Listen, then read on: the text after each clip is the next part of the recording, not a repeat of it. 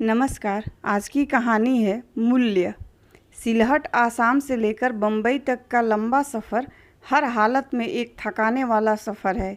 यदि वह गरीब आदमी का तीसरे दर्जे की रेलगाड़ी में हुआ तब तो हर स्टेशन पर बरसाती मच्छरों की तरह गंदे और अशिक्षित मुसाफिरों की भरमार और रेल पेल रहती है और छुआछूत की बीमारियों के रोग जंतुओं के संक्रमण का भय ही भय है। परंतु बड़े आदमी इन तमाम बातों से बरी होने पर भी थकते हैं। फर्स्ट क्लास के आरामदेह डब्बे, सरसराते बिजली के पंखे, पद पद पर सोडा, बर्फ़ और सटर पटर सेवाएं, यह सब उनके सफ़र की थकान को नहीं दूर कर सकती। सो क्यों?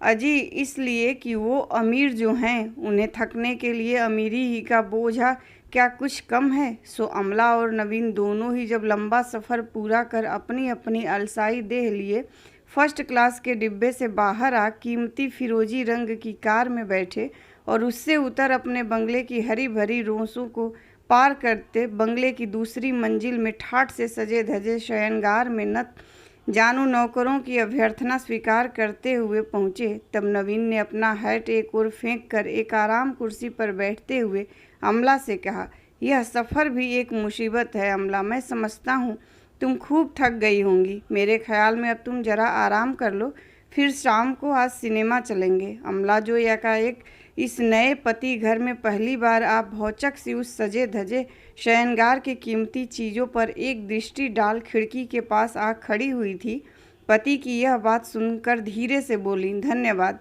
नवीन ने मुस्कुरा कर पूछा, धन्यवाद काहे का अमला? आपकी इस सहानुभूति का जो आपने मेरे प्रति प्रकट की।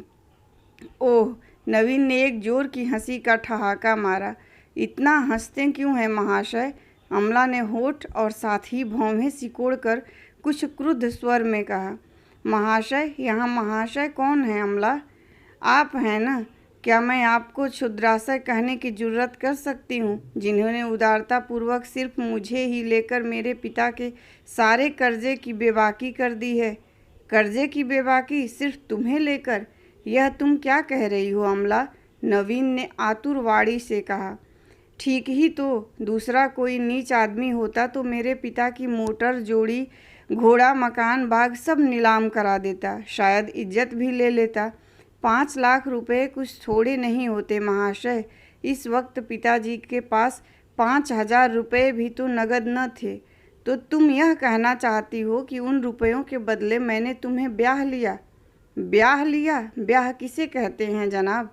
वह प्राणों का विनिमय, जीवन का मोल और आत्मा का पवित्रता का एकीकरण है। वह उस प्रकार का सौदा नहीं जैसा आपने किया है। मैंने सौदा किया है?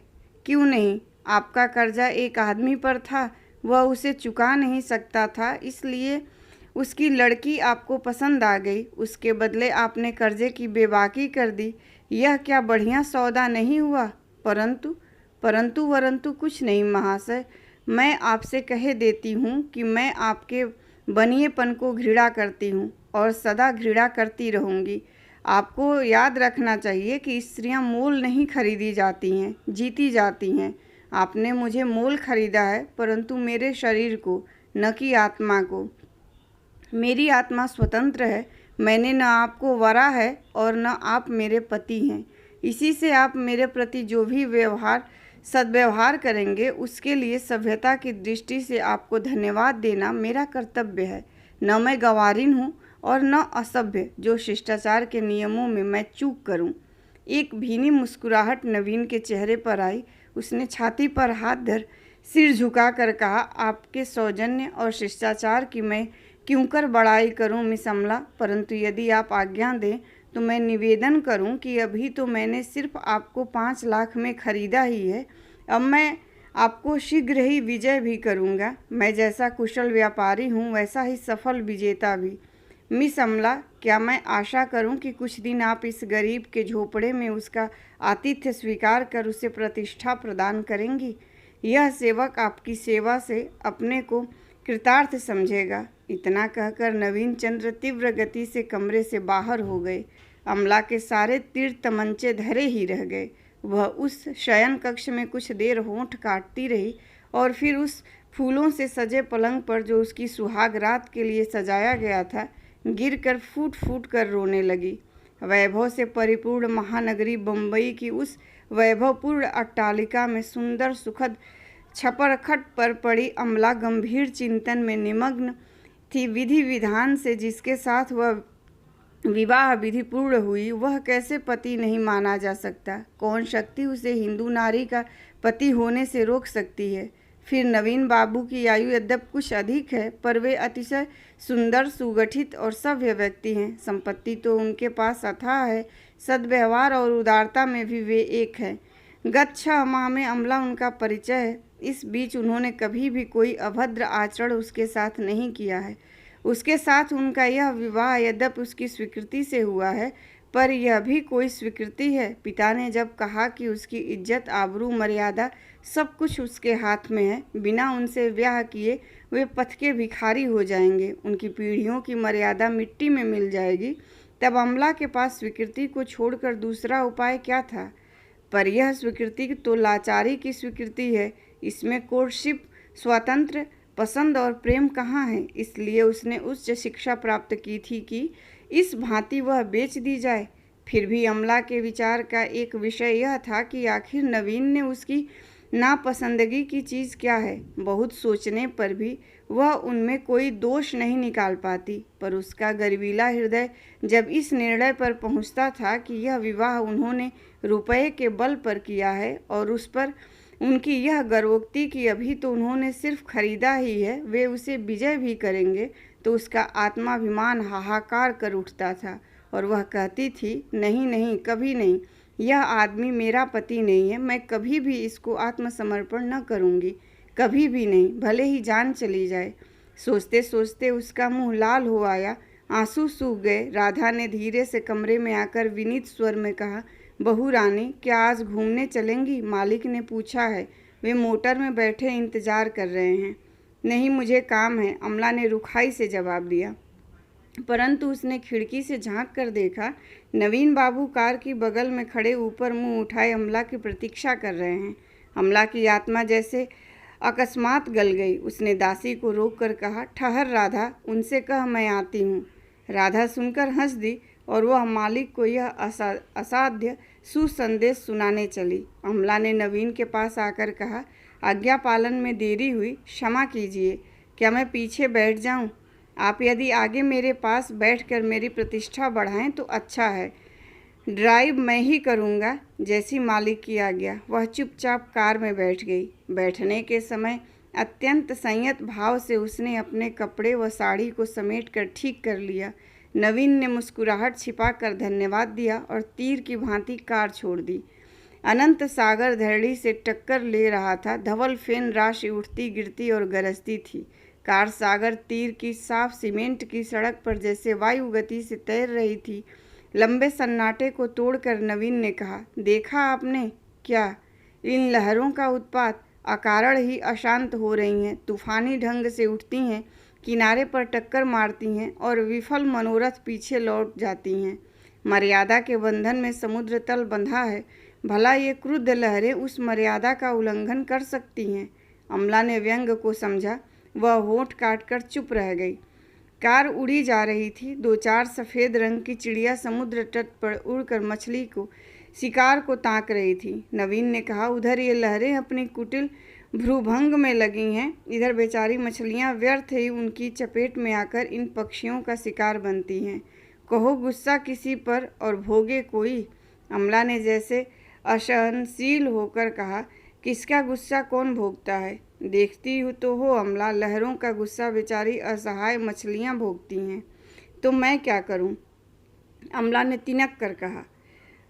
पर तुरंत नवीन का आर्द्र स्वर और कंपित हाथों को देखा। उसने सोचा मैंने कुछ कठोर बात कह दी। उसने कहा, आप इन असंयत लहरों के लिए क्या दंड तजवीज़ करते हैं? कुछ नहीं अमला, मेरा ख्याल है तूफ़ानी वायु ज्यों ही बंद हो जाएगी, लहरें शांत और स्निग्ध हो जाएंगी और तब हम दोनों एक छोटी सी डोंगी पर सवार हो उस धवल क्षुद्र पक्षी की भांति उन लहरों पर सैर करने लगेंगे। धीर समीर हमें ले चलेगी और सूर्य की स्वर्ण किरणें हमें आलोक दिखाएंगी। नवीन का कंठ कंपित हो गया। अमला दूर जलराशि में मग्न होते सूर्य को एकटक देख रही थी। उसे जैसे मालूम हुआ कि नवीन पत्ते की भांति काँप रहे हैं और एक अत्यंत गोपनीय आंसू उनके नेत्र कोण में झांक कर सूख गया है। उसका नारित्व जैसे विगलित होने लगा। फिर बात नहीं हुई। अंधकार बढ़ने से पहले ही दोनों घर लौट आए।